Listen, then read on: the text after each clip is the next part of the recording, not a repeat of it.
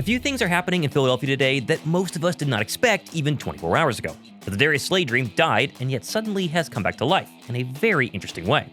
Plus, why Vic Fangio might be turning to the vanilla gorilla with Jalen Carter officially banged up. Oh, and what Justin Herbert said on Wednesday that further puts his status for Monday night in doubt, while Jason Kelsey is begging Ken Patullo to do this with Jalen Hurts. Thomas Mott, this is the Thomas Mott Show.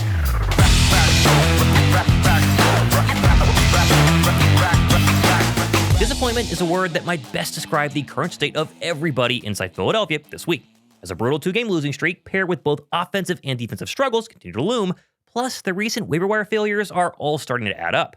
And yet right now, all might not be lost on all three fronts. Philadelphia is reportedly making some key moves on defense, or promising something on offense we've all been begging for. And as for Darius Slay, the curtain might not officially be closed on his return, at least not just yet. First, it's your second and final opportunity to enter the Birds Apparel Nike hand-stitched hoodie giveaway, this bad boy right here, happening on my Saturday show, so drop a like, sure go ahead and subscribe, and comment Go Birds down below to make sure you're entered. Plus, right now, the Wave 1 Sports guys, the guys behind the Birds Apparel, are giving everybody watching my show a free Kelly Green pom-pom hat worth up to $32 with any purchase on their website over $100. Just use my code REALMOT at checkout. I'll link it all down below. Honestly, I wear this hoodie all the time. It's fantastic. All their stuff, though, super high quality, hand-stitched, key factor there, vintage Birds Apparel. Trust me, you'll love it. I'll link it down below. Check it out today. Now, let's start with the most exciting news of maybe the week, and that was the potential return of cornerback Darius Slay, which was released by the Steelers on Monday and had to clear waivers, but there were reports saying he wanted to come back to Philadelphia. And well, this morning, we did find out officially the Birds did put a waiver claim in. They were trying to bring back Darius Slay. However, the Buffalo Bills were just a few slots ahead of them on the waiver wire and officially grabbed the veteran cornerback.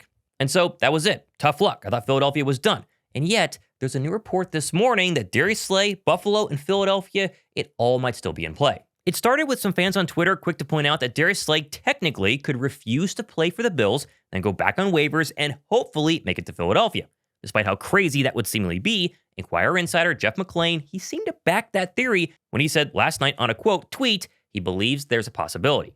And then a few hours ago, this morning, Darius Slay's wife, Jennifer, on Twitter tweeted, "Be great today," with a Kelly Green heart. And later, on the same tweet, replied to a picture of Darius Slay in an Eagles uniform with the caption, quote, "mood."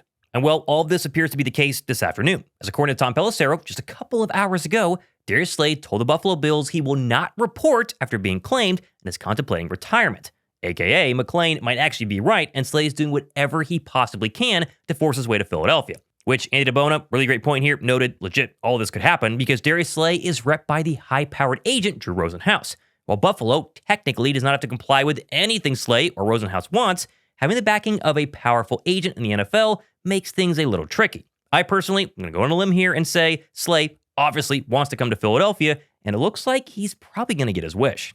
Now, of course, when it comes to Philadelphia this year, we can't just have good news as what do you know? Some bad news just broke this afternoon that Jalen Carter underwent surgery on both of his shoulders earlier in the week, officially out for Monday night's matchup with the LA Chargers, which I don't need to tell you, it's a major blow. This is terrible. Like we've seen Jalen Carter not play in a game to start the season. The Birds' run defense was atrocious, first Dallas, but even recently, first the Bears, the Birds' run defense with Carter was also atrocious. Now it appears JC's poor play had a lot more to do with his shoulders than him suddenly being washed. The real question today, though, is how long will Carter be out? As Adam Schefter noted, this could be a multi-week absence, but he will not be put on injury reserve and will stay officially week to week.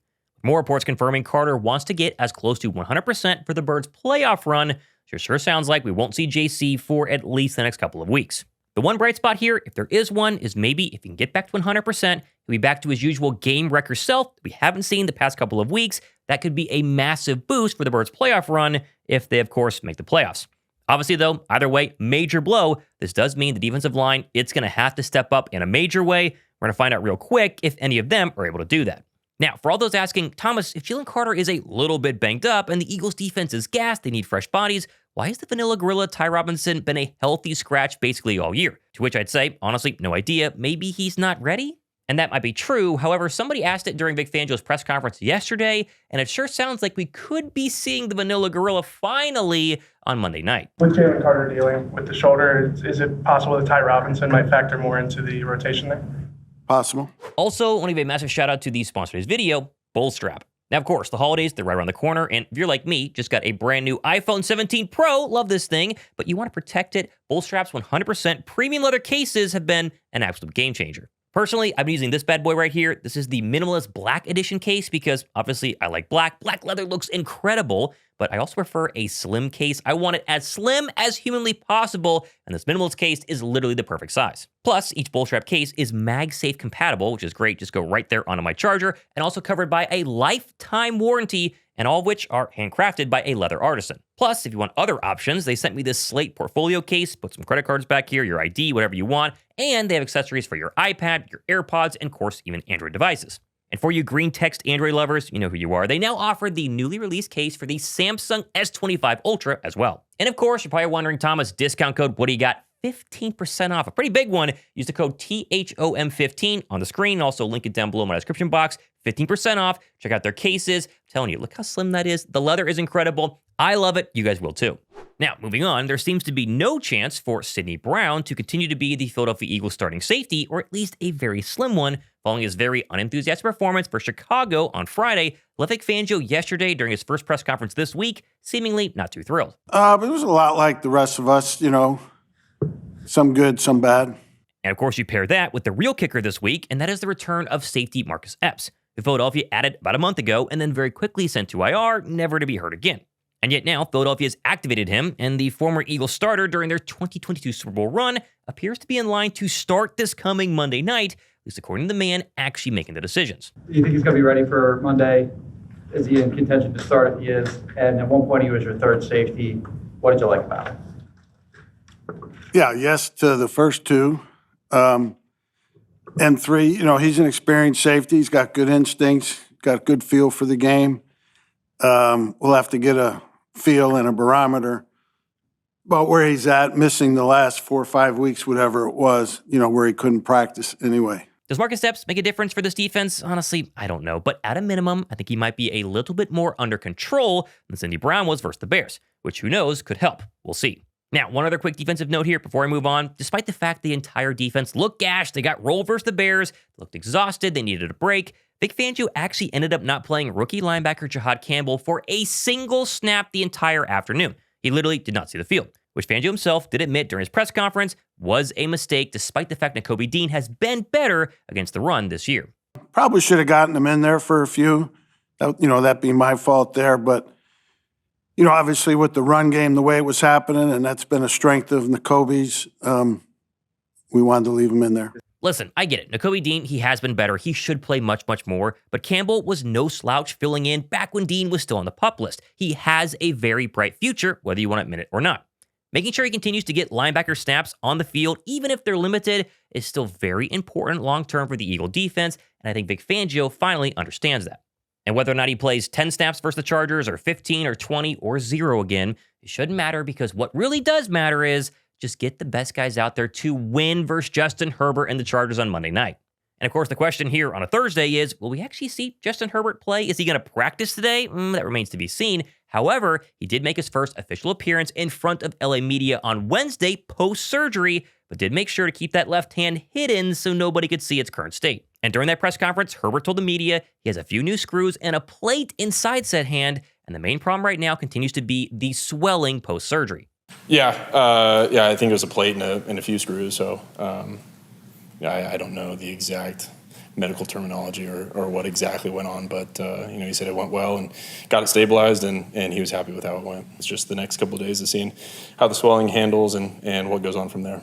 And that's the main question the next couple of days leading into Monday night. How's the swelling? Is the left hand super swollen? How's the grip strength? He just had surgery, and I think that people are overlooking the fact that if the swelling does not go down, no matter how good it feels or how well he can actually grip a football, he's not going to go ahead and play. Which actually is both a blessing and kind of a curse for Vic Fangio's unit this week at practice, because they're going to have to prep for both Herbert and Trey Lance in a scenario that one or both of them play, or it's just Herbert or just Lance. Yeah, we'll have to prepare for both quarterbacks. Probably knowing that if Herbert plays, he'll be in the pistol a lot and in the gun. But yeah, we'll have to be ready for both. And all this Herbert talk actually makes the update yesterday on Marion Hampton a little bit, I would say, better for Philadelphia. Because yes, the rookie running back was at practice on Wednesday and is expected to play. However, if Herbert does play as well, like we've talked about, the Chargers' ability to disguise said running looks on top of play-action passes could make things at least somewhat easier on the Birds' defense. Well, I think anytime you're under center, it does help some of your play pass game as far as the defense diagnosing it or not. You know, when they're in the gun, it's a little bit easier, but not significantly. But just being under center, I think, puts a little bit more indecision for the defense. All in all, the Chargers this season are a very, very strange 8-win team. Like, they just blew out the horrible Raiders, that's fine, but that was a week after being blown out by the suspect Jaguars. And again, despite said 8 wins, only one of those have come against a team with an over 500 record as we stand today. That was Denver, week 3. Their 7 other wins are against the Chiefs, Raiders, Dolphins, Vikings, Titans, and Steelers. Not exactly the cream of the crop in the NFL. Now, moving over to the offense, and yes, we had a Vic Fangio press conference. That means a Ken Patullo press conference, and once again, Ken Patullo didn't say a lot, whereas Vic Fangio gave us all that information I just shared with you. Ken Patullo, he really had one little take that I thought at least was interesting heading into Monday night. Patullo continues to be hounded by the Philadelphia media about running Jalen Hurts more and more each week. And while he says each week he's going to do it, this week, though, maybe could be a little bit different. I think, we've talked about this before. I think as we go forward, he's going to continue to be a part of the offense in some of these design runs, and we just have to pick and choose when they're available and when they present themselves. And sometimes they do in moments, and he's done it the last couple of weeks, and we just got to continue to lean into that. Why is everybody harping on Jalen running more so much seemingly every single week? Well, I think the simple answer is A, it works every single time he does. Their lone good drive versus the Bears started via a long Jalen Hurts quarterback run. And yet B, that same game on Friday was Jalen's first game all season where he did not scramble technically once. And on the year as a whole, his scrambling, aka his running, is down almost 4% from the past seasons. I would like to see them do more runs. I'm not going to lie. I wanted to see that last week too. I think that it will keep defenses honest even more so. So when you're just doing a regular tailback run, those will be more effective. You get such better angles. The numbers are better. It makes life easy. It's almost like cheating. And it's been a big reason why the Eagles have been successful on the ground game throughout Hurts' tenure. I mean, we've been one of the best rushing teams in the league throughout that time. And a lot of this, Jalen has never gotten enough credit for it. And we're seeing it this year. As that is pulled back, it has become very, very hard. Those spaces shrink down. The ends don't honor it as much. Chicago keeps the ends honest by doing bootlegs and things like that, right? We used to keep it honest with the reads and the threat that all of a sudden we could do a quarterback design run. You can't just chase this thing down. Yeah. And that's what you're looking for on the other run plays. How do we protect them? And a quarterback run is a great way to protect those, as well as develop explosives. And so to me, it's pretty simple. Yes, we're harping on Jalen Hurts running. We're also harping on the offense as a whole, the passing game looking a little different, but which is easier for Kevin Patullo to actually fix? He seemingly cannot call anything but hitch routes on offense, and even though we want him to change that, he refuses to do it. But calling design quarterback runs or getting Jalen Hurts out of the pocket to scramble more, it technically could be easier for KP, and so here we are, begging for any sort of change and starting with the easiest of all of them, and that is running Jalen Hurts just a little bit more. And this week, it should be no different. Mahomes, Bo Nix, Jackson Dart, Jaden Daniels all had successful running games versus the Chargers this year. Clearly, we need to see it from Jalen Hurts on Monday night, and hopefully, KP, he figures it out. Now, of course, plenty more stuff happening the next couple of days and weeks. Preview show on Saturday, where I will also announce the winner of the Birds Apparel hoodie, which you see me wearing right here. Love this thing. I'm telling you, the quality is what makes a difference. Like, there's a ton of different hoodies out there. Most don't fit well. Most don't have great material. Most aren't hand-stitched. These are all of them. Plus, the $32 pom-pom hat you get for free when you use my promo code REALMOTT at checkout, linked all down below. It's worth it. Check it out. Pick up a hoodie. Let me know if you do. And, of course, stay tuned and see if you win on Saturday as well. Plenty more stuff happening the next couple of days and weeks as we look forward to playing Herbert or Trey Lance. We'll see. Thomas Mott. This has been the Thomas Mott Show.